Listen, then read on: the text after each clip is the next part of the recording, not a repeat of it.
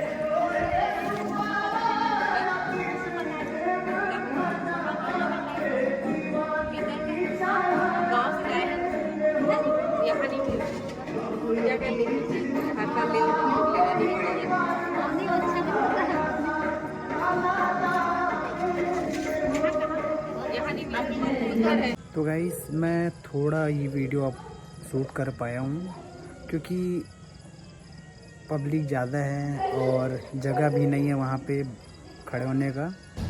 इसलिए मैं छोटा सा क्लिप बनाया हूँ, और कभी और मौका मिलेगा तो मैं आप सबको दिखाऊंगा। जय छठी मैया।